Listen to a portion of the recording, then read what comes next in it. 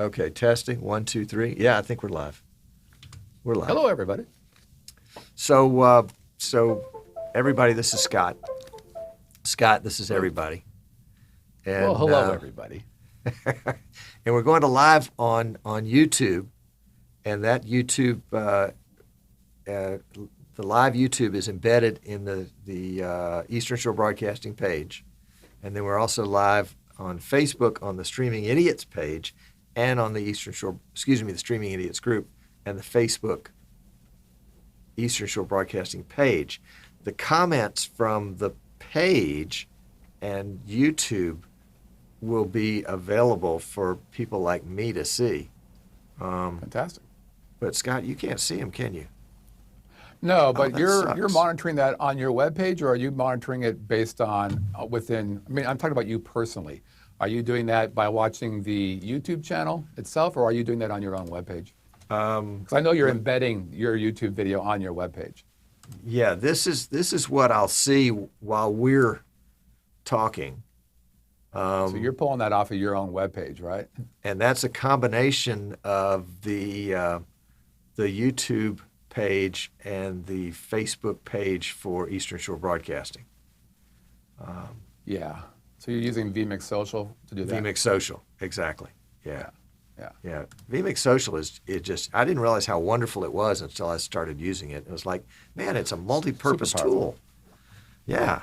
I don't even use the social Well, aspect of it. I mean, I'm not putting them in We here. don't- We really haven't used it that much. We see the potential there. The concept of user-provided or user-generated content is always a powerful idea. Right. The idea of embedding that in a live show is pretty smart. Do you do it Yeah. where you're popping up comments during the show? Like, and you've seen people do that. Like Paul does that a lot, where a random comment will pop up and he's ready to go. Yep. What's wrong with that? Yep. Is it pulling? Let's give me the calibrated cardboard. Here's a tip, kids. If the shirt that your microphone's on a little weak, use a calibrated cardboard. Well, Now it doesn't move. how about that? Pretty cool, right? So how'd you get that third hand in there? Yeah, it's creepy, right? We're gonna have to let him go. What's the problem? Tell me what the problem is. Water.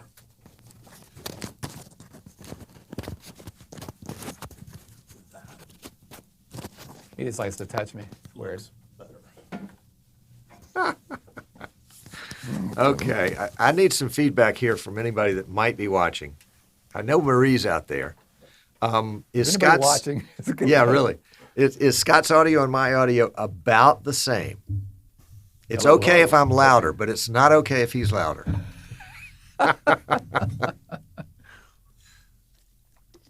Well, you've got a nicer drinking mechanism than I do. Oh, I stole it from Come my on. wife. But it's for lemonade. Come on, Nick. Why don't I have a great drinking mechanism? All right, we're gonna have to. Hello, let him Nick. go. This kind of nonsense will not be tolerated here. All right, so are we live in your studio, or you just have some sort of invisible earbud? I have an earbud. Oh, okay. So Nick can't hear anything we're saying about him. No, he has no idea what you're saying. Okay. Now's the time to unleash. Yeah, that's right. Just let him have it. He doesn't need to listen. But he can go back and watch He it can later. just tell. That's right. All right. All right. Josh says that you are slightly lower. So that's not bad. Let's bump I am? Scott up. Let's just bump Scott. Now Hello, y'all don't hello. have to do anything. I'm just going to bump you up a little bit here. I feel you, baby. Yeah. You are in Marie- charge. I am but a simple servant. All right. Marie says, Tom, do you trust me? That's a question. No, I don't know Maria, and I don't trust her. So, Oh, well. you know her? She good? Is she trustworthy? Oh, yeah, absolutely. Marie and her husband, Jan, started the Facebook group for Streaming Idiots. Oh, no kidding. Yeah, and they said, Wow, it would that's be kinda really cool. cool if in 6 months we could have 50 members. Right. Well, Well, it's, hopefully you'll get that. yeah, that's right. That's right. Right? Well, Fingers crossed. we're up to close. We're pushing 3,000. So it's Is that right? How about it's that? pretty Huh? amazing. Yeah, yeah, yeah. How long ago was it started? I guess it's been about a year, maybe a year and some. That's all. You Yeah. went from 50 to 3,000 in a year. Went from 0 to That's 3,000 in a year. And it pretty probably damn would have good. been better if there was a better show that it was, it was focused on. It's a good Okay. community. There's some good people there. It really are. They really are. Some people. Ugh. That's right. That's right. That's right. Like Ken Benedict guy out in California. I mean, gee whiz. These people can't be trusted. Yeah, that's right. That's right. All right. So we've got a minute left. Oh crap! Are we going to do a show? Fantastic. So we probably ought to figure out what we're going to do. Hey, I'm super excited to hear what you've got in store for me. I really am a big believer in don't waste your first take, because with this kind of live stuff, the first take is always the best. And after that, you start cheating and taking shortcuts, and because you've already said it 3 times, and people already know what you're going to say, or at least your brain tells you that. So that's why we haven't talked about anything. But here's the basic lay of the land. We got 30 seconds, but we'll start probably at least 10 seconds late. Thanks for the prep. Yeah, that's right. Well, I don't want you to get too comfortable, because that anxiety produces, some really good stuff in polished professionals like you. With other people, it would just make them a nervous wreck. But I knew I could count on Luckily, you. I'm on a lot of Xanax, little Xanax and vodka before the big show, so can't wait to hear what you have to say. That's why it's a clear bottle. Okay. That's Basically, I'm just going to do a little monologue, and then a very brief introduction, and then I'll bring you on and we'll chat for a second, and then we'll kind of wander our chat to the Academy. Okay. And you'll get the feel for it. And it's just two streaming people just sitting around shooting the breeze, and you've got this cool idea, and so we're going to talk about your cool idea. Take it. And How that's the way it should long work. is the show, Tom? Oh, it's 5 or 6 hours. It depends on what you're up for. Great. I guess we should have talked about that for sure, though. The show portion is scheduled for 30 minutes, but it never goes 30 minutes. It generally goes 35, 55. It just depends on the topic. And then at some point we kind of close the show and we go into the post-show, and that's when we respond to the questions that are put into the chat. So during the show portion, it's just going to be you and me, but in the post show, we'll take questions. So people like Josh that are asking, did I mean to put something in the green screen behind me? I'll answer that question now because we're in pre-show. Josh, the answer is no. This is pre-show today with Scott, so there's no green. That's right. There's the pre-show. I love pointing to the stuff. And, it's amazing. After you do it about 30 times, you really can get your rights and lefts figured out right. So I know when I'm pointing over here, I'm pointing at you, even though on the screen, you're over there. Oh, that's good. Yeah. Yeah. I guess I could have flipped you, but that's all right. All right. So did you do pre-shows with other guests before, Tom? Yes. Generally. And generally when I have a guest, we do a pre-show, and it's just, it's just a warm-up. It's a conversation. It's a chance to kind of interact with the audience a little bit, and to kind of, do a roll call. And, for example, Marie's here, Tim's here, Chris, Mr. Live Producer, who was featured very heavily in the vMix Fun Time live show last night. Dave's Mr. here. Live Josh Producer. is here. Ken, and then a bunch of other people that have rolled off the screen. Here's what I'm going to see. This is what I'll see right there during the show. Emerald Coast TV is RJ Murdoch, who is over in Emerald in Fort Walton Beach, Florida. In Florida. And and had the drone at the Streaming Idiots meetup this year. Yeah. Sure. Well, we had him in the studio. He was there this last year. Yes. This year. That's right. No, that's right. Yes. Great guy. All right. So we're now 2 minutes late, so that means it's time to start the show. Okay. So ready when you are, RJ. Yeah. All right. So Scott you sit tight right there for a second, and I'm going to move over to the set, and then we'll start if I didn't break something. All right? All right, so don't go anywhere. Sure. And I won't. yeah, I think we're good. I hope we're good. Let's just see. Yeah. It'll be fine. It'll work. It's only live streaming.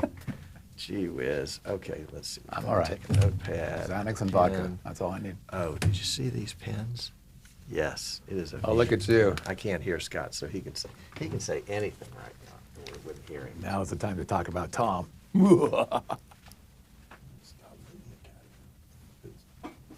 Nah, I don't need that swag, baby. Huh? Oh my God, there he is again. Okay. Still haven't plugged in the earphones, so bear with me, folks. Just 1 sec. Let me get over the Google cord here. There we go. So wrong. That's so wrong. So, Scott, why don't you tell everybody what the temperature is in Las Vegas these days? It's going to be 95 degrees today. Holy cow. I made that up, actually. I don't really know what it's going to be. Hold on. It's But it's a dry heat. It is a dry heat, but so is an oven, and I don't live in an oven. I like that graphic that you've got in the screen. That was very effective. Thank you. It says it's going to be 104 today. 104. Yeah, which is fantastic, as long as you're not a house builder or putting roofs on. Oh yeah. Oh yeah. Got it. If I were Okay. a roof builder, Let's I would not want to be here. No, I wouldn't either. All right. Yes, Scott, Nick needs to figure out a way in the next 360 seconds to show you the chat for the YouTube Okay. Go stream. to the, and he can go to easternshorebroadcasting.com on the watch page, and he can pop it out. easternshorebroadcasting.com. Go to the watch. He would like us to be able to look at the. Shit, I can do that. Hold on. Yeah, it's going to enhance your user experience. Actually, yeah, if you could do that, take the laptop, go to his website, and put it over here so I can see what the live chat's doing. That'd be great. Yeah. Yeah, we'll get Because that. people are saying such nice things about you, and it's That's going to scroll unlikely. right by, and you'll miss it. All right. People. That's right. Okay. So let's mute Scott. Scott is muted, and we're on the right mic. So this is good. So let's go. We're going to start the show, and this is going to be a blast. Ready? Here we go to the right button.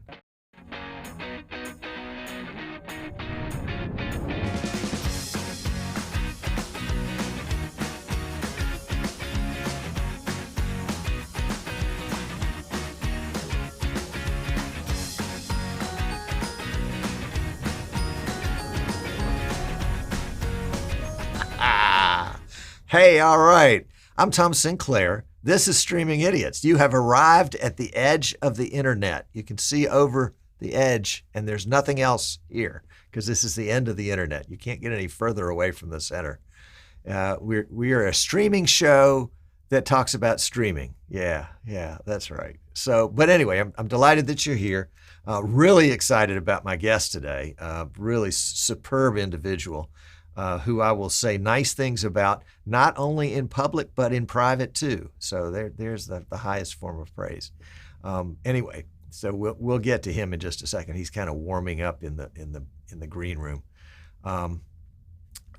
So delighted to have you guys here today. For those of you that are watching us on the Facebook group, Streaming Idiots, I'm sorry we won't see your comments because we can't figure out, or at least vMix can't figure out how to get vMix Social to display comments from a group.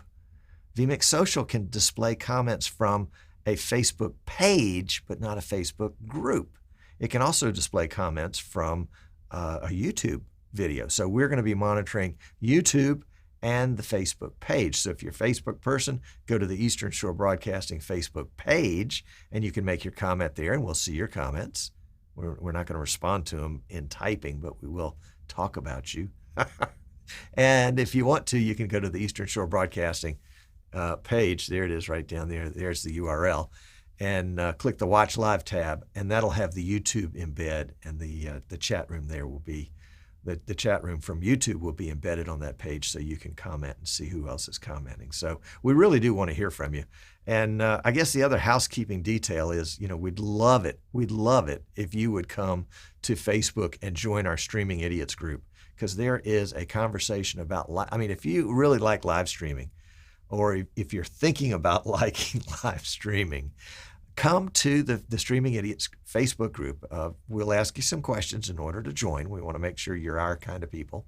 But basically, really, we want your email address. Not so much that we can spam you with stuff, but more so that we can, we want you to know that we know who you are. So you can't come in and do nefarious things or threaten to. Anyway, we had one incident with that a while back.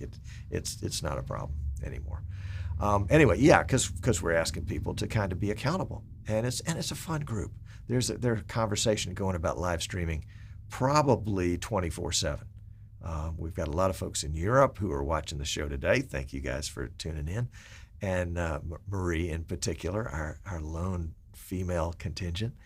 And a good group from Asia and Australia. So there's always a conversation going in one of those places, or here in the U.S. One other piece of housekeeping is this entire broadcast is an infomercial for my company. That's right, for Eastern Shore Broadcasting. And Eastern Shore Broadcasting, if we can make this do it, let's see if it'll do it. Boom, there you go. Yes, indeed. We have all sorts of cool stuff about live streaming. We build live streaming PCs. We sell the #1 live streaming software in the world, vMix, which is just the bomb. Love it, love it, love it. We also represent camera companies like PTZ Optics and BirdDog, capture card companies like Magewell and Yuan, as well as X-Keys and other folks that are kind of streaming related type companies. And so if you visit our website, easternshorebroadcasting.com, you will kind of get in on what's going on in our store there. And occasionally we even have specials. So you can come get in charge of pick up one of our specials there. I'm looking down here at my X-Keys, my XK80, which I've got configured with all sorts of shapes and colors of buttons. The ones that appear to be transparent, of course, those are green. And I love it because right before the show today, I sat down and reprogrammed the keyboard. Basically, it's just I'm setting up vMix shortcuts. And you can set up, I don't know what the limit is, but you can set up a bunch of shortcuts under one button. And if you see this big banana button right here, that's my cough button. So I can mash that button, and it's nice and big so I can find it without looking at it, and I can turn myself off if I'm about to cough. So that way you won't have to hear me cough or sneeze. And then right next to that is my guest's cough button. But how do I know when they're going to cough? I don't. But it does allow me to turn their mic off when I'm waiting for them to get on the show. And then I've got another audio button here that's my desktop mic. So when I'm in pre-show, I can turn that mic off and on. And it's really cool. I've even got a button here, and you get to see what folks in Florida, in South Alabama wear. But this button shows my studio the way it is today. And here I am in shorts with sandals, and the place is a wreck, but that's okay because this is what you get to see. So there we go. So that was the briefest of studio tours and X-Key tours. So there's this guy that lives in Las Vegas. Yeah, we're getting ready for the right things. I can see Scott, he's getting all ready in his chair there. And I don't know how I met him. It was probably one of those accidental meetings. And now he's trying to distract me with all sorts of things. But he really turned out to be, not that I didn't expect it, but he turned out to be a really great guy. Scott Whitney at Podworks in Las Vegas. They do all sorts of crazy things there, including hosting the Streaming Idiots meetup for the first and second years.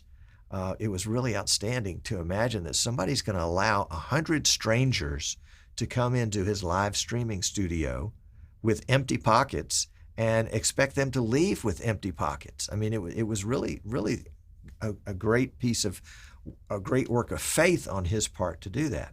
And Scott and I have chatted together over the years about all things live streaming, about gear, about software, about production. And somehow I found out in the wind that, well, and he's been working on this for a while. He knows so much. And again, I don't want to bring him in until I'm through talking about him, because then we can bring him in and he'll have a chance to recover and his skin won't be red from being embarrassed on screen anymore. But he knows so darn much that every time I talk to him, I learn something. And you say, well, Tom, you've been doing this for a long time. Well, actually, yes. July will be the end of our 7th year of regular weekly live streams. We've been doing this for 7 years consistently. So we'll be starting, if you can count, we'll be starting our 8th year. And we may have the record for the internet. I don't know. At least for live streaming shows that talk about live streaming. That's a pretty narrow niche.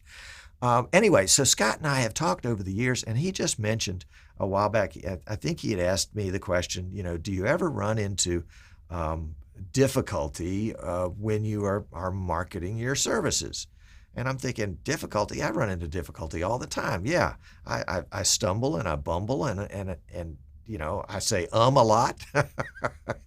And how can I get over that? And we chatted a little bit about that. And then he called back later and asked me a series of questions. And I could sense that something was up. He was up to something. And finally, he let it slip that, yes, not only was he asking me a lot of questions, but he was asking a lot of people a lot of questions.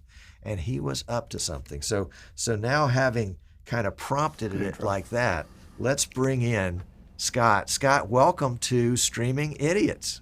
So glad to have you on the show today. Tom, first, if I could say, beautiful outfit. The shorts, fantastic. Love the behind-the-scenes look. I will never unsee that, so my therapy bill will be coming to you shortly. Thanks for having me on, Tom. Well, you're very welcome. You're very welcome. So you have Podworks in Las Vegas. And we have visited your studios a couple of times, and they're just amazing. You've got a giant green screen room. You've got a little kind of podcasting set. You've got an open set that we did the Streaming Idiots meetup interviews on, not this past NAB, but the one before. I mean, it's just a terrific space, but that's not your first space, is it? Thank you. That's your second space. No, yeah, or is it third? So when we started, well, it's our second space. So when I started Podworks back in 2006, it was basically a home-based business. It was podcasting. Well, basically, so what podcast is an internet broadcasting company that specializes in podcasts and live streaming video productions. In 2006, when I launched it, it was just audio content, and I was producing all that content at home. What happened was, I couldn't scale that business. I was the host for all the shows I did. So for example, that triangle-shaped phone you see in every conference room? That's Polycom. I was the voice of Polycom for 4.5 years. But It's difficult to scale that. So I thought it would be neat to create an environment where I could help produce other people's content.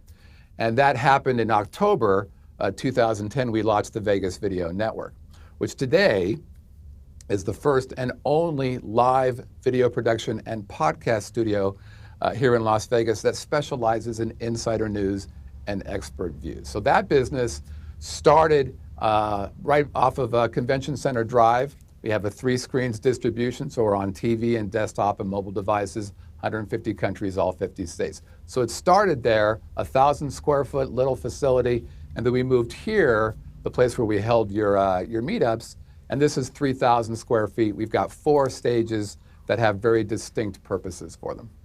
4 stages. Okay, I left one out somewhere. Yeah, I'm actually in the 4th stage. So this stage here is on the business side of the property, right by my office. And we developed this as a Facebook Live production. So it's a much smaller deal, green screen, single camera lighting, and we have a separate vMix system that we use for that. So we do a lot of Facebook Live, a lot of training content here, and then vMix Live stuff or vMix Connect stuff as well. Oh, well, that's awesome. That's awesome. Well, needless to say, I continue to be impressed. Gee whiz, you're kind of like my idol, my hero. One day I want to be like this guy. All right. Yeah. Easy. If I could say, we were talking in the pre-show about your growth here, starting a year or so ago with nobody, and now you're at 3,000 people. That speaks highly of what you've created here. I'm impressed, and we met because I somehow stumbled upon Streaming Idiots. That's what happened on Facebook, and I got involved with the group, like pretty much everybody who's watching now, and just thought, okay, these cats got it. We're some pretty cool people here, and it's fun to learn and provide some guidance if it makes sense. And it's a good group. Yeah, I agree. It's been a lot of fun, and it's always especially fun to go to a locale like Las Vegas and go to the NAB show and be able to meet people that you've corresponded with for a year or more. Meet those folks in person. That's a treat. Well, I think part of the magic of that meetup, like the one we had a couple years ago here, we had 110 live streamers here, which is insane. And good news, as you kind of mentioned it, nobody stole or broke anything, which I consider a feature. That's right. But it was really fun to talk to 100 different people who were all around the world. And that live stream that we did, which was, we did it on our Ellen set, we call it. Looked great, sounded great, cool information, just super, super fun group of people. And these are people who now I stay in contact with quite a bit as a result of that meetup. That's neat. I'm glad. And that's the whole purpose of that meetup, is to help build that community, because the community is going to build the industry. And one day we're going to look back when live streaming in its small business form, I'm not talking about Netflix or ABC or Fox Sports or something like that, but in this small business form that we are in, we're going to look back and say, we were able to help grow that industry.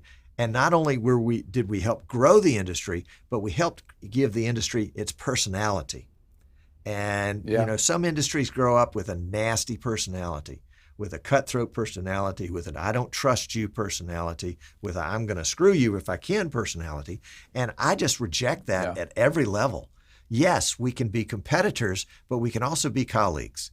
And we can help. We're not fighting over a piece of the pie. We want to make the pie bigger. And to do that, at some level, we've got to work together. And that's been my attitude. Well, you've used that analogy before. That growing pie analogy, I think that's a strong analogy.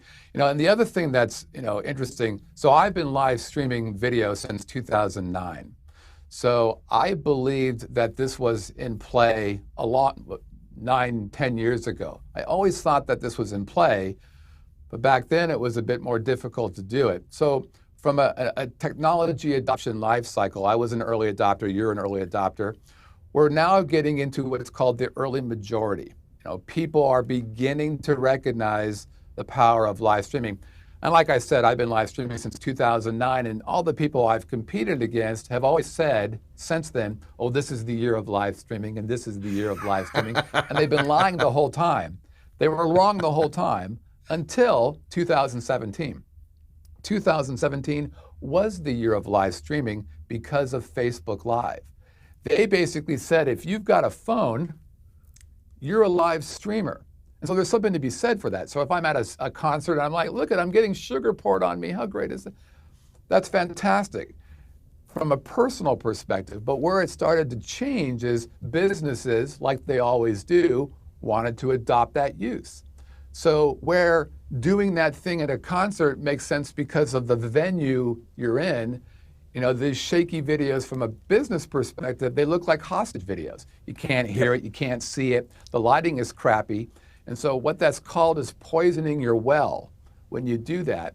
But the problem is most businesses don't know that because people don't like to deliver bad news. Like I don't want to call Dave and go, hey Dave, that live video, terrible. You should stop doing that, because it makes you look bad. So I don't want him to feel bad. So these people end up doing one of two things. They either keep creating bad live video, they keep poisoning the well, or they stop using live video and stop taking advantage or never take advantage of the absolute power of what live streaming video does for folks. So it's a loss. And our job, my job specifically, is to solve that problem for people.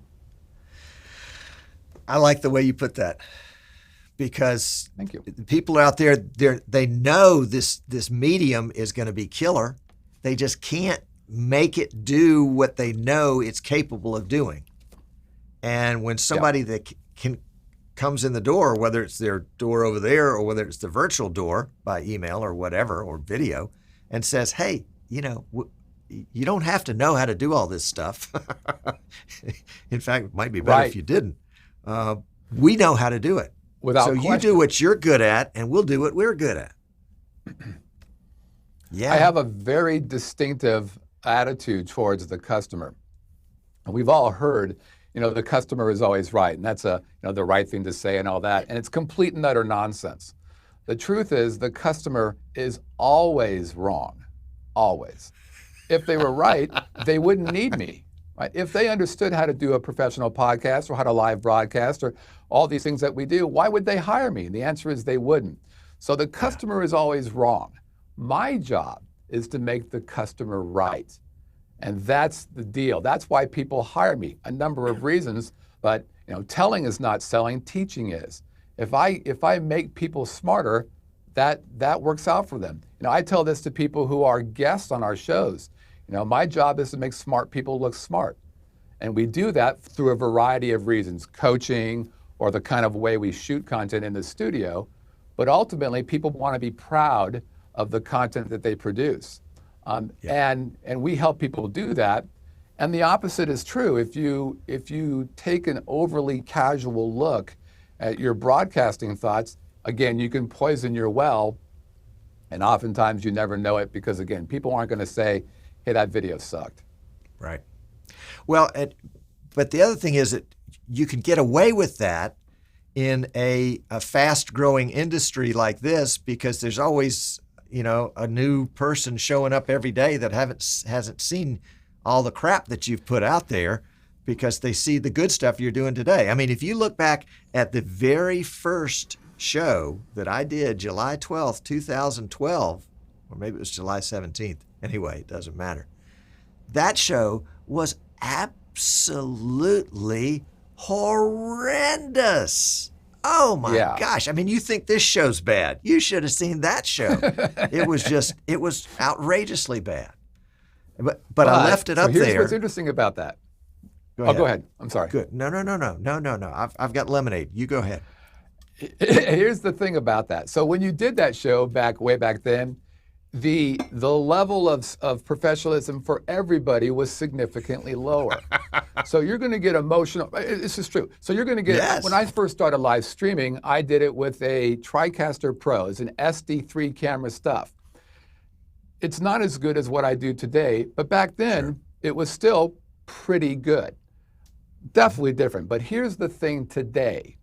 This is just like podcasting. In the beginning of podcasting, so I started podcasting in 2005.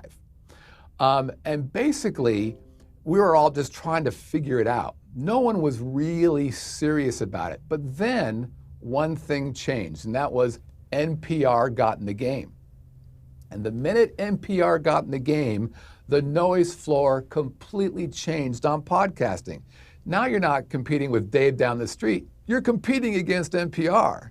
Right. So if the quality is not, if the story is not good, if the quality of the content is not good, you're going to lose people. And that's what's happening now. Software, for example, back the TriCaster for me, which was expensive but magical back then, and things like vMix today, it's insane what you can do from a live streaming perspective for really not a lot of investment. So now you're competing against professional broadcasters, online broadcasters like myself and a lot of other people who are, part of this community. So you've got to step up your game. You've got to be smart about that. I agree with that. I'm watching some of the comments that are coming in, and I think my guest for my very first show is out there kind of going, Tom, that show really wasn't that bad because I was on that show. So my apologies, Amnon. Yeah, it's interesting. The first two guests I had on my very first two shows, I'm still friends with after all these years. So that's a good sign. yeah, so it means we improved. That's right. But that's not what we're here to talk about. We're here to talk about you. Enough about me. Let's talk about you. No, we have been talking about you. So you've got all this experience. I feel like we have. Yeah.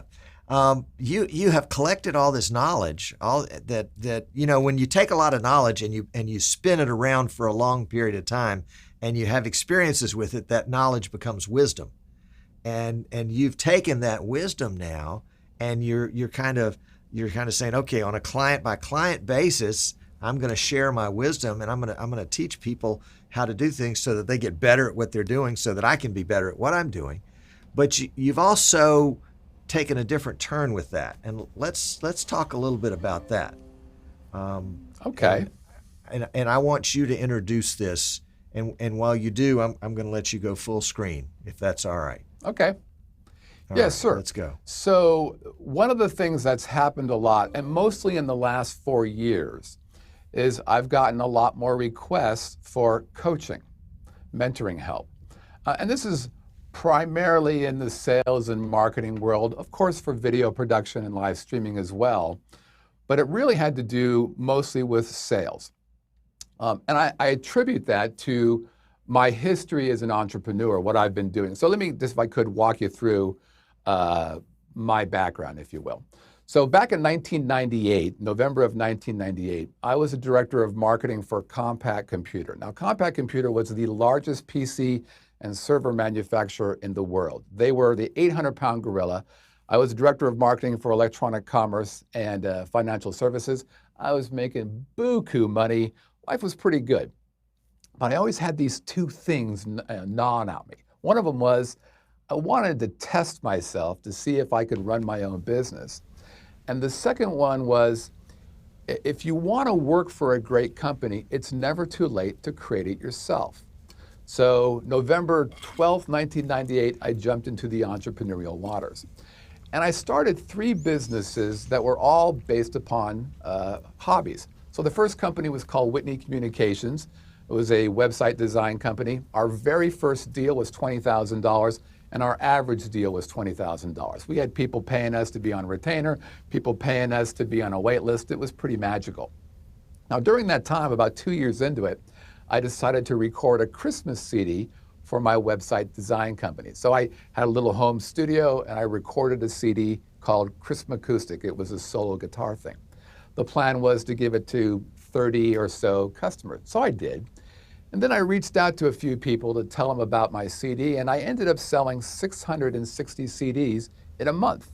Now, I burned every one of those CDs, and I had a black and white printer and printed every one of those guys and thought, okay, I think I've come on to a problem I solved with this music.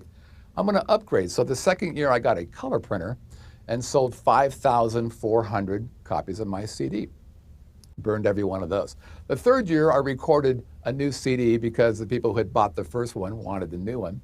I also got married to Melissa, wife 2.0, and I decided to test our marriage by having her ship every one of the CDs I sold in the third year, which was 15,500 CDs. We went on to sell 55,000 copies of my music. That led to a business called Timberworks Music, which sold an additional 100,000 CDs of my music and some friends.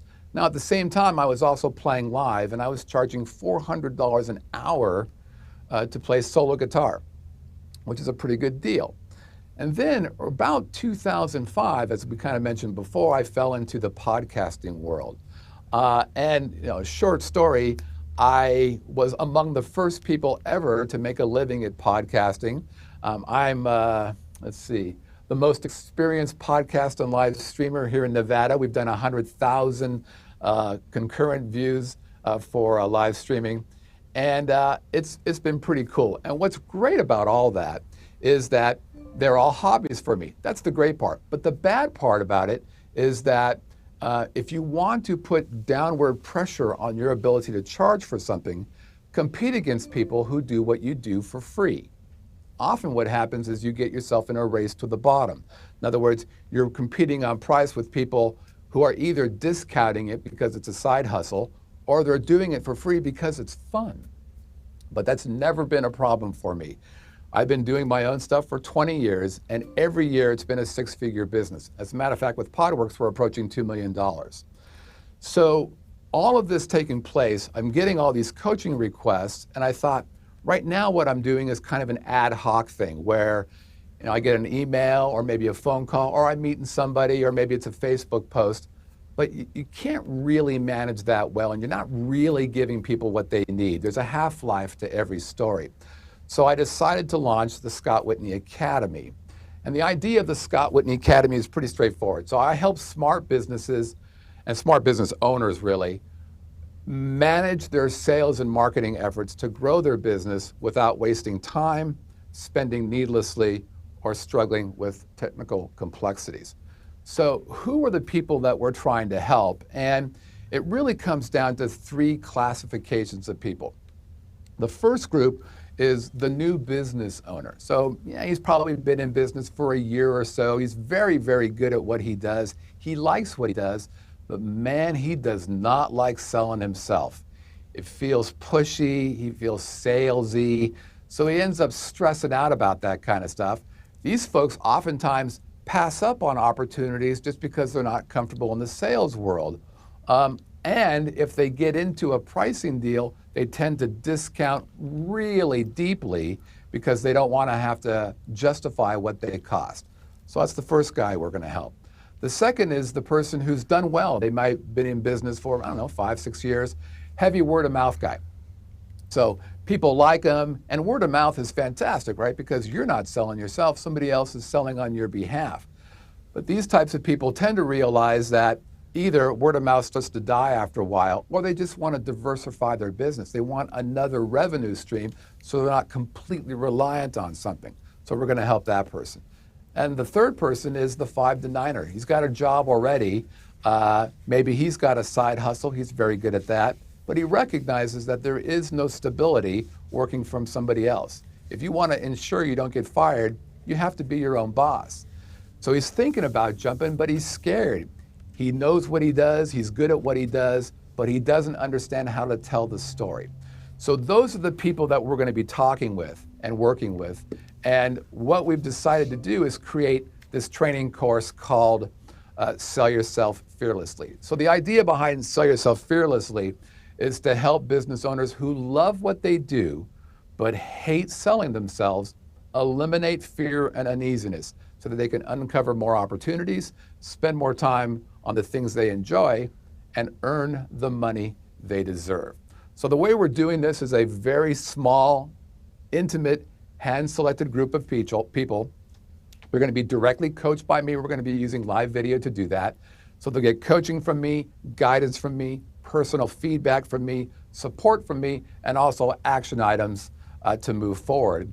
And the methodology that we use here is pretty cool. I've always been frustrated with higher learning. You can go to college and get a degree in business, marketing, social media, accounting, but you can't get a degree in the one thing that your company must be able to do, otherwise you starve, and that's sales. So the Sell Yourself Fearlessly course is going to give you an MBA in sales. And that's the methodology we use here. So M stands for mindset. The idea here is that you've got to have what we call a confidence construct. You've got to really know what it is that you do, the problems that you solve, and you also got to know why you're doing it. Most people don't understand that, so we solve that. And you can see in this graph, I'm not going to go full screen, but you're going to see here that we have weekly milestones for each one of these sections. So week 1, we're going to take care of the mindset. Week 2 and 3, we're going to take care of the behavior, meaning what should smart salespeople do? How should they react depending on the environment they find themselves in? So we manage that, and a couple of weeks for there. And then the third, the A of MBA, is assimilate. Once you got your head in the right place and you understand the general techniques, now we've got to integrate this into your day-to-day life. So that's basically Sell Yourself Fearlessly and the Scott Whitney Academy. Well, Wow. sign me up. That's a lot. Sign me Fantastic. up. You're in. That was awesome. That's awesome. So when are you starting? Our first class starts this Monday. Super excited. Great people. As I Wow. mentioned, these people are hand selected. Yeah. Super excited. You mentioned that I talked to a bunch of people, and the people who are in the class, I felt really would get it. They would respond well to it. And there are also people who are decisive. They're going to put their head down and get stuff done. You know, the idea of investing in yourself is a big deal. All of us understand the concept of investing in the equipment we need, and we don't really think much about that. Yes, I need a camera. Yes, I need a laptop. Yes, I need vMix, whatever it is. That seems to be pretty easy. But for some reason, it's harder for people to invest in themselves and invest in the concept of getting better at what they do so that they lessen stress and increase revenue. So these 4 people get it. They completely understand that they have to invest, they want to invest, and they want to grow their business. So I'm very, very happy that they've, and honored that they've decided to work with me. And we're going to kick ass. Is the deal. That's awesome. So if somebody is interested, like right now, how do they get more information? Do they call a toll-free number and listen to a recording? I should have a toll-free number, 1-800-SCOTT. ScottWillHelpYouNow.com. That's right. Yeah, go to ScottWhitneyAcademy.com. ScottWhitneyAcademy.com is basically just a template page. There's not a lot going on there. However, at the very bottom of the page, you'll see 2 action items. One is to join our email list. And the idea here is I'm going to provide information about what I've learned when helping people to be less fearful when selling themselves. That's the email list. And there's also a button that will allow you to schedule what we call a discovery call. It'll be an intimate call between me and that person, and we'll figure out if I can help you, and if so, how.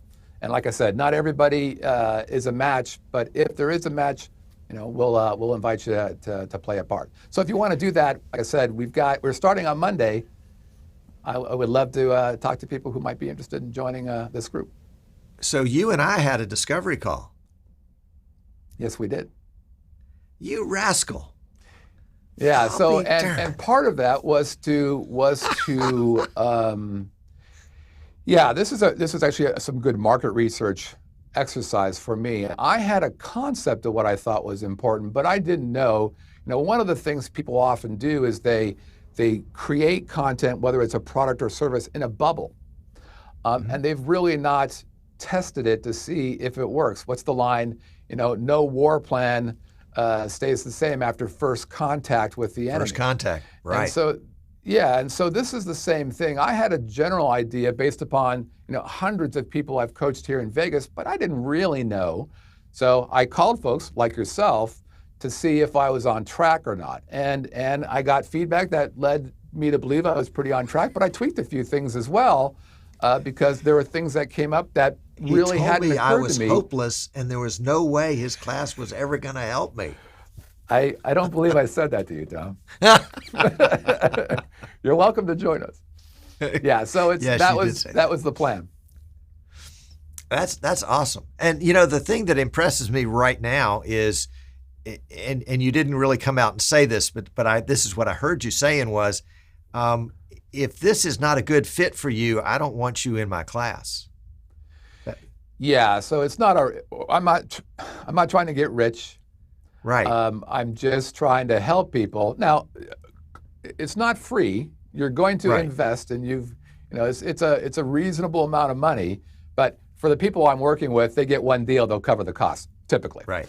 And by the way, a number of people who I've talked to, one of the things I asked them about is what's their target selling price for what they do, and without question, everybody was low.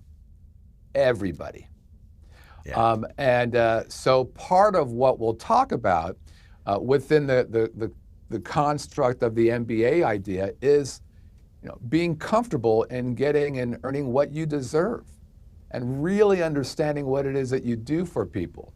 And I think people miss this on a huge level, and we're going to put an end to that.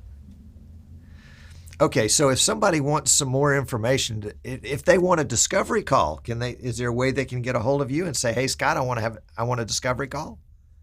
Yeah, at the bottom of the Scott Whitney Academy website, you'll see a button on the right side that says schedule a discovery call. And then you'll get on my calendar. He's thought of everything. And you should, I think it's about 30, 40 minutes is what the call is. And it will really help me understand, again, what's going on. And we're going to ask some, probative questions about what you've done in the past and what's worked and what's not, and a number of other things. Yeah, I think when I talked to you, I was on the road, and I made it from Crestview to Pensacola in that time period. So it was a good call. Is that a long distance? I don't know. It's about 30 minutes. Yeah. It was perfect. The calls 45. have gone a little longer. Initially, it was supposed to be a 15-minute call. That's not happening. Now it's taken 30, 45 minutes. Because we really get into it. I mean, it's to do this work. Even in just the discovery call, is to get a little quiet mentally and figure out, what am I doing? There's a great deal of stress associated with not living to your potential. And it's a quiet, really unpleasant stress. And so part of what we do is kind of figure this out and really understand, okay, I get this. And then the real question is, do you want to solve this problem or not? And if you do, and there's a fit, I think there's a fit, we're gonna go after and kill it. I love it. Well, I highly commend anyone that might be interested to at least take the discovery call, because it's a great chat with Scott, and you're going to learn something just by having the discovery call. You'll learn something about yourself, something about your business, because he's asking some probing questions that kind of force you to say, oh, well, I hadn't really looked at my business like that before. So I appreciated that call. That was valuable to me. And we've got a number of live streamers who are going to be in the first class, so you won't be alone. All right. As a matter of fact, I think one of the cool things about this group training concept is the brain trust idea of, now I'll be providing feedback and coaching, but as people are providing the action items, the tasks back to me, well, everybody else is going to listen to that stuff. And whether you're in live streaming or selling on eBay, if you're listening like a thief, you're going to recognize, oh man, I could use that same concept. And the concepts I'm teaching are not live stream concepts, they're business concepts that are appropriate for live streaming. Well, live streaming is a business as well. It absolutely is a fantastic business. If you don't run it as a business, it becomes a hobby. Yeah, and that after a while, according to the IRS, they'll only give you a few years to do the hobby thing. That's so right. You either got to make it or get out of it. And I don't know about you, but my wife is not that patient. She won't wait 2 years. No, we're not having that. So it's a good business. The live streaming business is good. It's been good to me, and here's the thing that's magical with just the live streaming. When I started the Vegas Video Network, I'm 6 figures into my studio, easily 6 figures. The first TriCaster I bought was an 850. I think it was $35,000. That was just for the TriCaster. That didn't include anything else, the cameras, the lights, the rent, $35,000. And I own 2 TriCaster 460s. And I think they were at the time 15, something like that. I also had a couple of 300s for a while. I've had a lot of TriCasters. But today, you're building these cranking vMix systems. They're not $15,000. You can get away with $5,000 or less for a broadcast quality multi-streaming box. Come on, that's magical. It's amazing. It is amazing. Yep. Yeah, it's fun. Yep. Cool. Well, hey, look, I want to take another transition here, and I want to close out the official show part of this. So if you're watching live, you'll know that the show is about to end, but we're going to go into the post-show. And in the post-show, if you've had questions during the live part of the show, I want you to bring those questions back in to the chat, whether it's in Facebook or YouTube.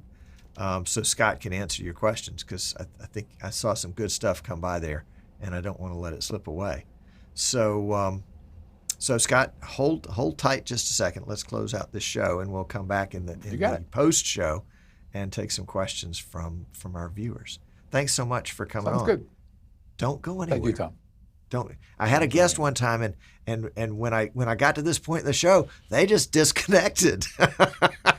They weren't there. Real quick, can I say real quick? So we have a protocol that we go through when we have a Skype call. So we have Skype TX, which is a pro version of Skype, and we go through a protocol with everybody who calls into us. And one of the things, it's a checkbox that says, "Don't leave." We're going to keep you there until we hang up on you. Otherwise, we still need you on camera. Right. I get it. It's happened to us before as well. Okay, so don't leave. Don't leave. Okay. We'll be right back with Scott in post-show in just a minute.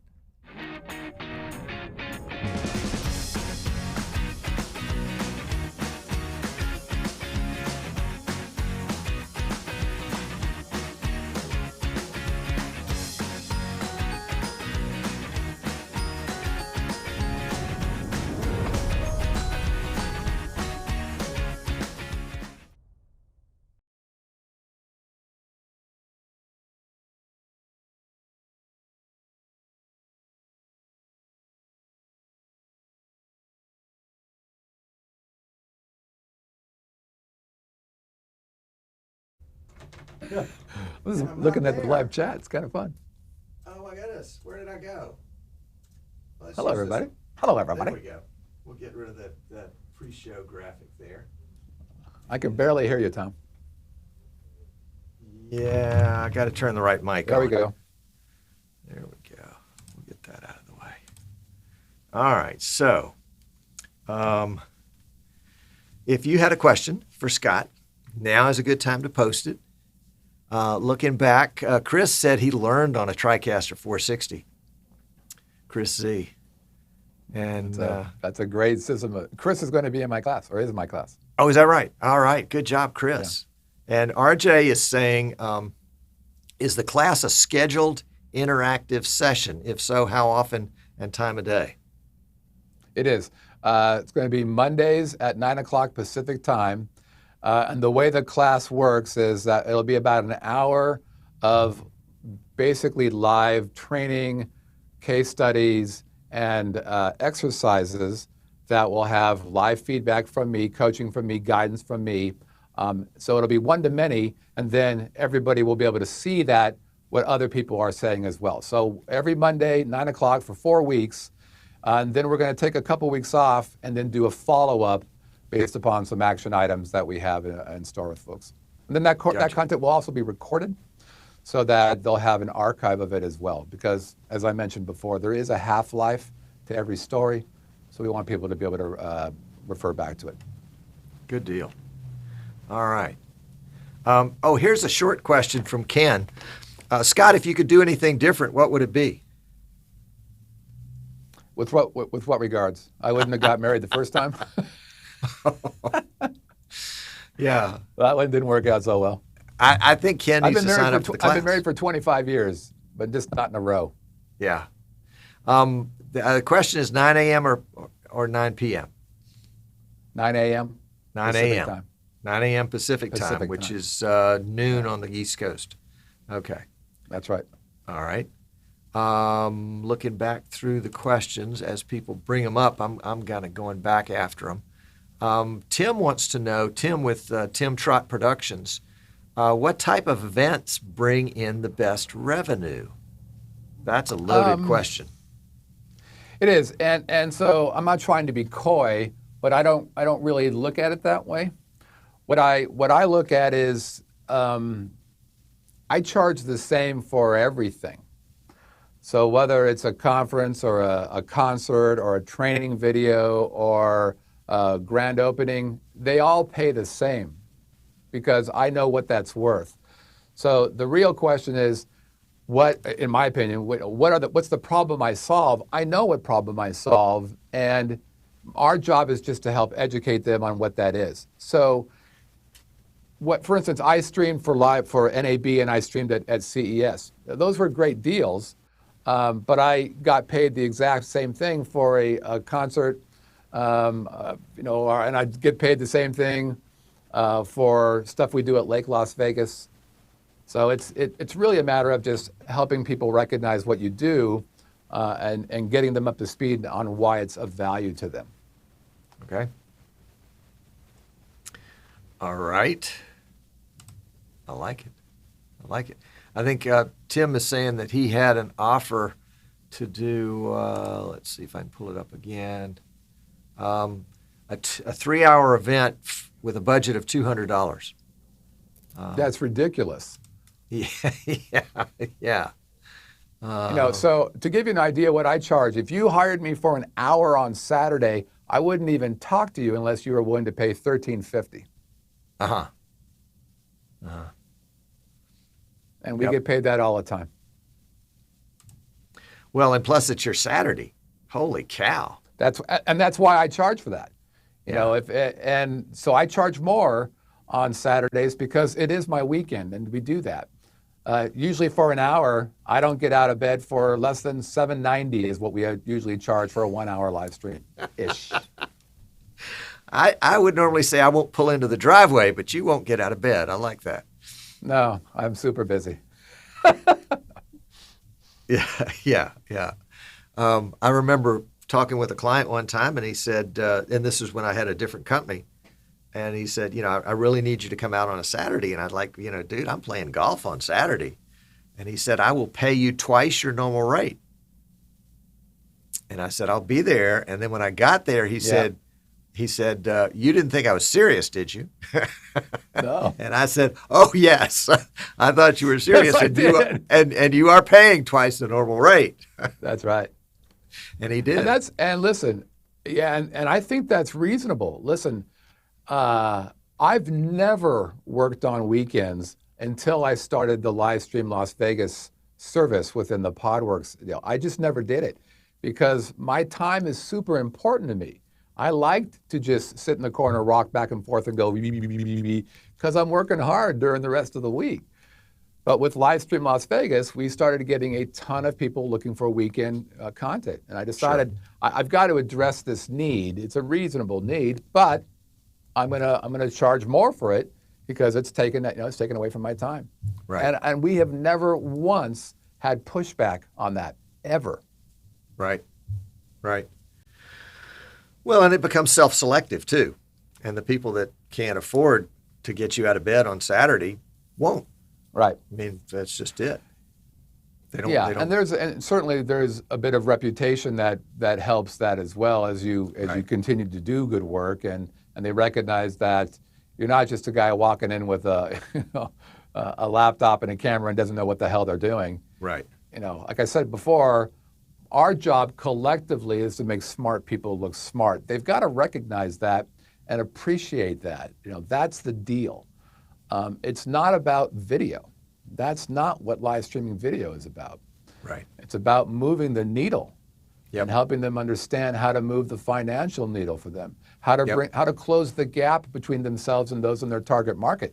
And who are those people? Well, it could be friends, family, customers, prospects, employees, students, parishioners, tons of people who are appropriate as long as you recognize the need to extend the awareness of your event beyond its physical limitations. I will get it done for you. And the good thing for us is that we're the most experienced live broadcasters in Nevada. All right, I've got a question for you because the questions in the chat room are like, what kind of snacks did you bring? And I don't think that's a question for you, so we won't bore you with that. I didn't bring any snacks. I'm super hungry. Well, the joke is that it's lemonade and mixed nuts, and I've got the lemonade, and you guys are the mixed nuts. Oh, I see. Okay, that's charming. It was just one of those things that just happened one day. It's now folklore. I have a friend who has a client, and the client wants to, and the client can write a big check, and they don't mind writing a big check, and they want to do a live stream, and they're not sure whether they want to use Zoom for the live stream or something else, and it just sort of that's all he got, and it's one of those things where okay, so I can say, well, I can do a live stream, and I can live stream to Zoom, or I can live stream somewhere else, and I can do the letter of the law, but my comment to him is I feel some sort of obligation to help the client explore what it is they want to accomplish, because you're just going to do it one time if all you're doing is the letter of law, and you don't help them figure out and ask some questions that may make them kind of uncomfortable. It sounded like, what questions would you ask? I would say, what's your end game? What's your goal? What do you want to accomplish? Exactly. What's your measurement of success? Right. And then I would seed that and say, okay, do you want more sales? Do you want more leads? Do you want new customers? Do you want to improve relationships? Where are you going with this? And here's the interesting thing. This happens a lot for us in both podcasting and live streaming. If you ask them, what's your measurement of success, they oftentimes don't know. Right? So then it's my job to bring them up to speed on what the measurement of success actually is. And then we decide whether or not I'm right or wrong. And remember I said, customer is always wrong. So my job is to get them up to speed. And if I explain to them the measurement of success for a podcast or a live stream are these things, and then they'll either agree or disagree. More time than not, they go, oh, I never even thought about that. That's fantastic. And now we're moving forward. Now we understand what makes sense. And if they don't agree, that's great. For example, we don't do many shows and live streams or I have co-op members for people who are just doing this as an ego stroke. I just want to see myself on video. It really doesn't appeal to me. And we kind of price our way away from people who are just screwing around, quite frankly. I work with people who are running a business. They don't have time to mess around with stuff. They want me to make them smarter. They want to do good work. They want to move the financial needle. They want to close the gap between themselves and those in their target market. This is who we work for. So our job, our obligation actually, is to make sure we're all on the same page and doing good work so that we're all hitting whatever target they have. So, all right, well, help me with this. Do you find yourself in situations then where you're called on as let's just use the I struggle with this all the time. What is it you do? Well, I don't really know. I'm a live streamer, but I'm a this, I'm a that. But nobody knows what to call it yet. You absolutely should be in my class. You need to be in my class. No. I'm talking about the industry. That we don't know what to call ourselves. Are we video podcasters? Are we webcasters? Are we live streamers? Are we this, that, or the other? But really, what I'm finding out is the people that I'm working with, and I take churches out of that category, and I take schools out of that category. But I'm talking about when we're talking about businesses, is that they're really asking me for marketing help. They don't know it, but they want marketing help. Yeah. And they think live streaming is the thing. What they want is to have a way to bring themselves out of themselves to the public or to a specific audience. So you're talking about business who want to live stream on their own behalf, or are you talking about companies who want to do live streaming for other people as the business of live streaming? Probably people that want to do things on their own behalf, either to buy the equipment and do it themselves. Of course, we sell a lot of equipment. Or to hire somebody to come in and help them do it. And so, we end up realizing that, their goals are either too low or too high or ridiculous or, set by somebody that doesn't know what they're talking about. Right. And But you hit upon that as well, right? You said, listen, we've got to understand what your measurement of success here is. Otherwise, you're just spending lots of money for cool toys. right. But let's not do that. Let's actually get a return on investment here so you're starting to make money. Yep. Yep. Okay. Back to comments here. Otis is saying, when is the class? Otis, the class starts Monday. You can go to, let me see if I got this right. You can go to Scott. Don't tell me. I'm going to get it. Okay. I'm going to get it. Because I have a cheat sheet right here. No, well, they don't have the whole screen, but I have the whole screen. Oh, yeah. I know that, but you can see it. That's what I'm I pointing can see to it. you. That's right. Go to Scott Whitney Academy. Scott Whitney Academy. And now that I've done that, I'll give you that. Scott Whitney Academy .com, and you can get yourself on the mailing list, number one, and you can schedule a time to talk with Scott to do a what did you call that call?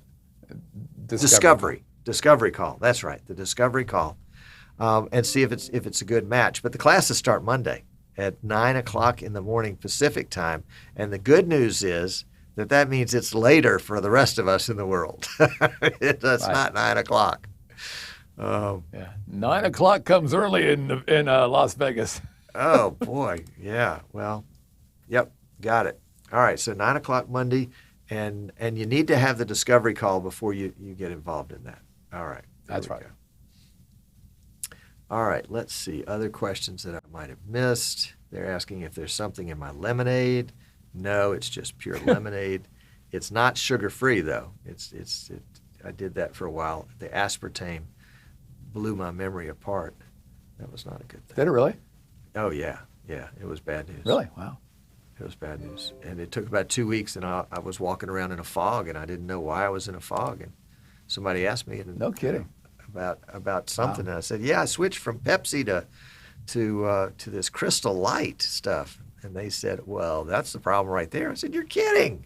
They said, there's a lot of evidence to that, points to that. And I got off of that and got on real sugar. And I've been all myself since then. It's been great. God bless real sugar. Yeah, that's right. I'm on a dirty keto diet now. I was Yeah. on it pretty hard for a while. Lost 30 pounds. Yeah, it was fantastic. Wow. So it's really cool. So now I'm on pseudo keto. Basically, staying away from carbs whenever possible. Yeah, I realize I shouldn't have a carb. I try not to have a carb. But it's a huge difference, right? So the average male consumes 280 to 400 carbs a day. And on the keto diet, it's 20 carbs a day. Oh, my goodness. So it's a huge difference. Oh, yeah. But man, the first week I was on it, I lost 7 pounds. Boom! Uh-huh. Holy cow. That's great. Yeah. If you like meat and cheese and eggs. Yeah. Oh, that's good. That's a good diet. Amnon says he's got Nissan Communications studio there in Raleigh, North Carolina, and he said the ones the customers we produce shows for come here because they realize they cannot duplicate it and do it on their own. Which kind of answers the question: do you end up teaching people how to do something and then they go off and do it on their own? And Amnon's clients tend to find that they like to stay with him. I think he's got some clients he's had for 6 or 7 years that do regular shows in his studio. Yeah, the Vegas Video Co-op. It's interesting. We've had, I think it's probably the last 4 people who've come in here because they want to do podcasts. Mm-hmm. And they went out and bought all the equipment themselves, which is, $1,000-ish. Uh-huh. And their thinking was they wanted me to help them set it up, but almost all of them said, man, there's a lot to this. There is. So we talked about that for a while. We helped them discover what was going on, and then we showed them around the studio, and 100% of them said, nope, can I do the podcast here? Mm-hmm. Absolutely, you can do your podcast here. Great, then let's sign up for the co-op. Bam, let's do it. Oh, that's great. So absolutely, the idea of helping them discover that this is easier is good. Mm-hmm. Most people who are in widget making don't don't want to be spending money on things that don't make widgets. And so investing in all that stuff is rough, and it takes away from what they do, which is make widgets. So they Right. come in here, or we go out to them with Livestream Las Vegas, whatever it is, and they get to focus on content, and we get to focus on making them look smart. Do you do a lot of events that are not on your premise? Yeah. The live stream, we've done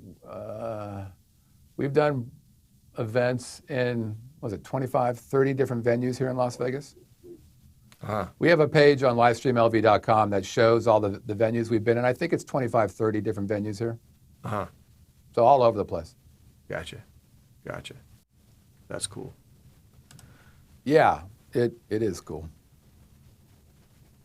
All right, Kenny Hampton. You remember Kenny. Kenny was one of the ones I do. that did the interviews at the NAB meetup.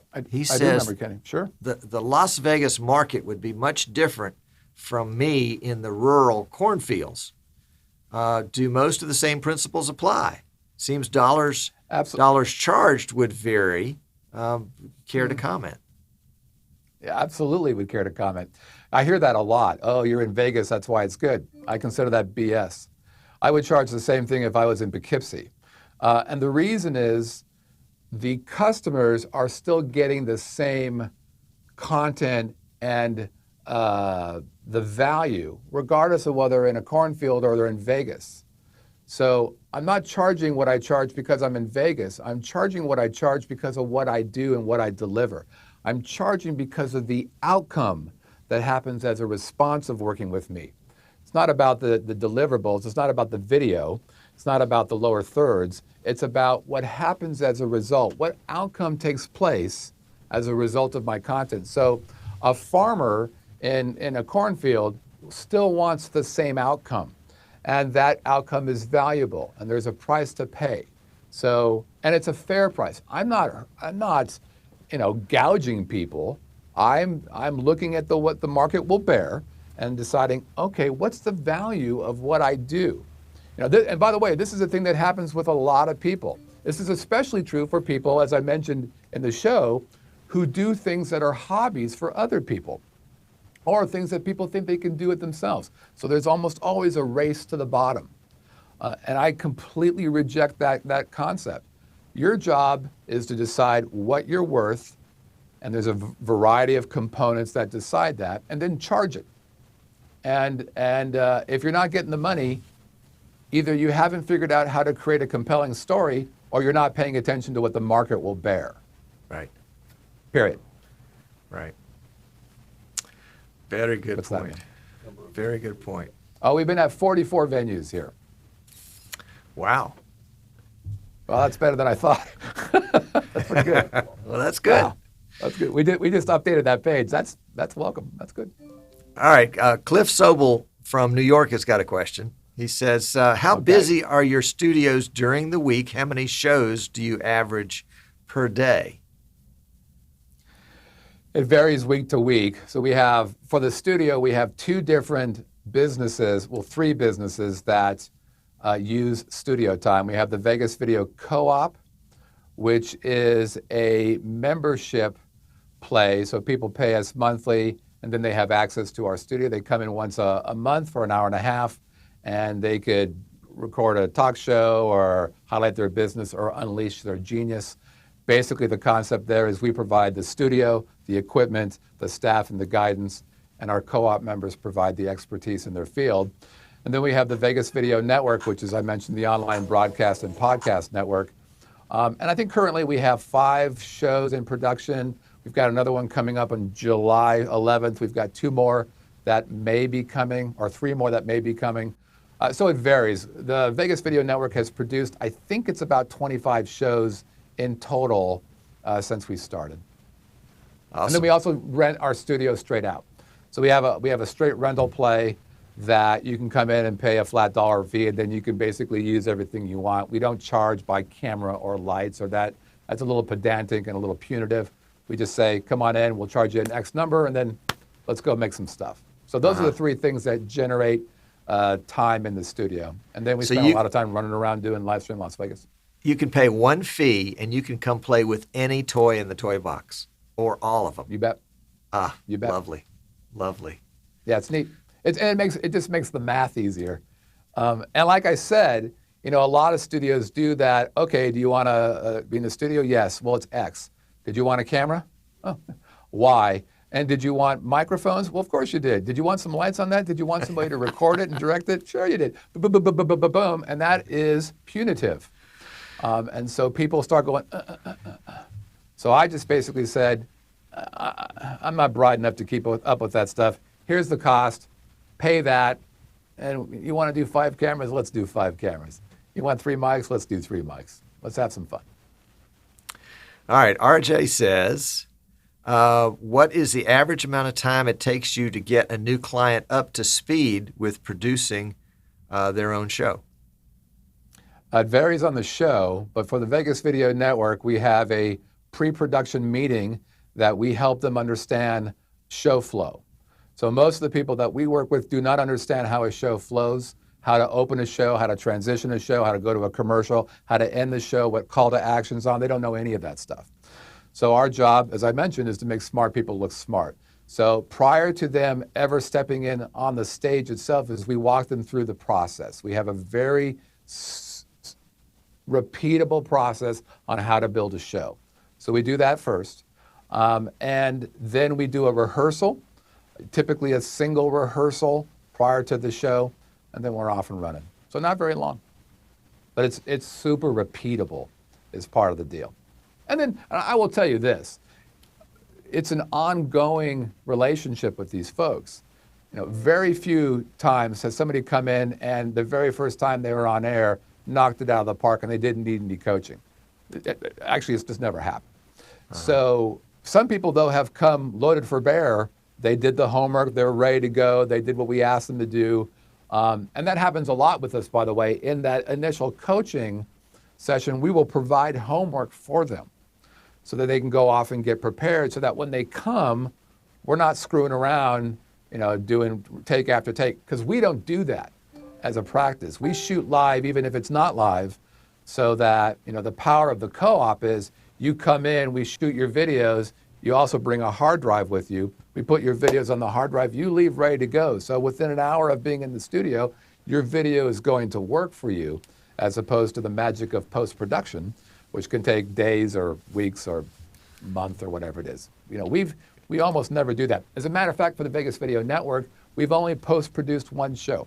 Wow. And the reason is because a guest, and we've done, 2,700 podcasts. We post-produced 1 show, and it was because the guest said he smoked pot, and he told me afterwards, if my boss hears this, I'm fired. So we took that piece out for him. That was a good chance to raise your price. You let that one slide right by. It's funny. I had an idea for a business concept with that regard. The problem is, so I have an idea for that, and we did it a couple times, but it actually became too much of a pain in the ass to do. I really dislike post-production. That's why I'm in the live video business, because I don't have to do post-production. So when people are like, hey, can we post-produce this? Yeah, but I'm going to charge you $200 an hour because I don't like doing it. Yeah. But we have a co-op member who they use their co-op time to shoot commercials on broadcast TV. And it's fully scripted. They're 30-second deals, but they don't always have all the assets they need for the commercial. So we can't preload that concept. Okay. So I'm going to end up doing, a half hour of post-production to get this thing commercial ready. It's not terrible, but I much prefer shoot it live and be done with it and have it go to work for you. All right, we got 47 questions, so we got to knock some of these out, or we're going to be here all day. Okay. This will be an easy one. Josh wants the password to your rate calculator. No. Okay, there we go. Rich. That's a consulting deal. If you want to understand how I do that, you should hire me. Exactly. Here you go. Rich Ignacio says, with all that content you have produced, have you encountered legal issues with content over the years? No, so we do a couple things. So for all of our agreements on the network, we have an agreement that holds me harmless. So in case somebody takes copywritten content, I am not at risk for that. That's the first thing. Now, I will tell you that we have had strikes put against us, like for instance on YouTube. And that happens all the time. Well, not all the time, but we've never had that become a problem. We've always responded with the rights that we have. And oftentimes they may come under the fair use deal. But oftentimes, we've had a couple of times where we've had a musician on, and we played his own song, and then the publishing company pinged me. I'm like, wait a minute, what are you doing? And the truth is this, like for example, we don't do advertising on our YouTube channel. It just never really attracted me. But a couple of times we've had music played like in the background or whatever, and we've never been taken down. They basically said, we're going to put our own ads on top of your stuff. Go ahead. That's fine. Yeah. Now, I will tell you a true story. I had, like I said, I did website development stuff, and I used a graphic that I should not have used. And there are companies out there whose sole job is to find graphics that other people use and sue them. And this has happened twice to me. The first time, I lost. So that one graphic was $3,000. That was unpleasant. The second graphic, I actually won the argument under the fair use. My daughter went to a really good law school and helped me formulate my response, and they backed off. All right. Tim wants to know, do you advertise by direct mail, online, print, email, or something else? I don't do any print advertising, and I do everything else. Okay. Well, for instance, I'm a very big Google-y guy. So if you type in Las Vegas videos or Las Vegas live videos, we're on page 1. I think if you type in live stream Las Vegas, we're page 1. That's super cool. And I'm big into the organic play. I don't typically pay. I haven't paid for a Google ad in I don't know, a decade.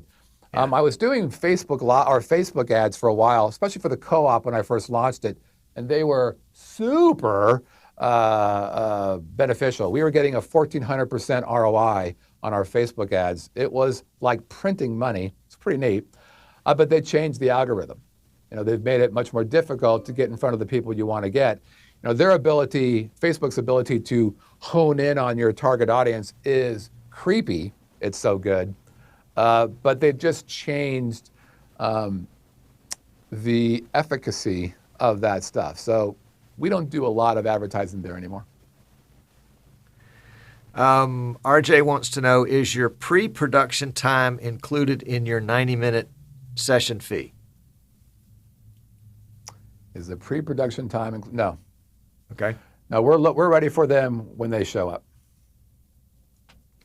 Chris wants to know, do you share your process in the class? Yeah, because the people who are in this class also get a block of free one-on-one consulting. So much of what we talk about in the class itself will formulate and inform you on how to run your business. But what I also wanted to do with these people who are, in essence, early adopters to the Sell Yourself Fearlessly class, I'm giving them a block of one-on-one personal consulting as well. So with that, we can talk about anything you want. There you go. Chris has another question. Do you charge a setup for graphics separate from the cost of doing the show? For Live Stream Las Vegas, or for what? What show? He didn't say. Maybe he'll come back with clarification. So I will tell you so I'll answer it in a roundabout way. So for any Live Stream Las Vegas deal, we absolutely charge for graphics, lower thirds. We absolutely charge for that. Okay. Because that adds to the professionalism. It's a reasonable thing to charge for. For Vegas Video Network shows, we do charge for that if their contract isn't long enough. But everybody's contract is long enough. So we don't have to charge for that. Stickies. I like it. All right. Well, I think our audience is questioned out. They don't appear to be rocking in anymore like they were just a second ago. Let me just check one thing here and make sure I didn't miss on that. And that looks good. Well, you're just a real nice guy to take so much time and hang out with us today. It has been fun. Tom, to thank you hang so out much for and sharing learn. what we're doing. I really, really appreciate it. Well, you're welcome. You're welcome. I do have, and let me double check here. Yeah, that's right. We're these people are just they are talked out. They are talked out. Like, I've had enough of that Whitney guy. Enough. That's right. Or else, how long can you be an idiot before you got to move on to something else? So let's wrap this sucker up, Scott. If you've got just another minute after we drop the live feed, Sure. Of course. I have a word. If you're watching live today, thank you so much for watching. And if you're watching after the fact, again, thank you for that. Subscribe and join and like and all that stuff. We'd love to have you come join our communities wherever we are, wherever you'd like to be. Again, if you want to know about Scott, it's going to be the Scott Whitney. It's not the Scott Whitney Academy. It's ScottWhitneyAcademy.com. Is that correct? ScottWhitneyAcademy.com. And so you'll want to go there to get a discovery call and to give Scott your email address. So even if you don't get in on this class, you might get in on the next class, which will be coming up in the future because we can't do one in the past. Future, yeah. There we go. All right. So thanks so much. We'll see you next week. Don't be late next week, Otis. You're going to have to bring snacks again if you continue to be late like this. So we'll let the stream run out a little bit because if you cut the stream like right now, if I cut this stream right now because Scott and I are done, it stops. And if you buffered somewhere along the way, then it stops right in the middle of what you're doing. So we're going to let it run out for another 5-10 minutes just in case you had some problems. And somebody asked me that the other day, Tom, why do you let that thing just sit around there after you're? Well, that's why. That's why. So we'll hit the right button, and you will see a logo and hear some wonderful music. So see you next week. Thanks, Scott.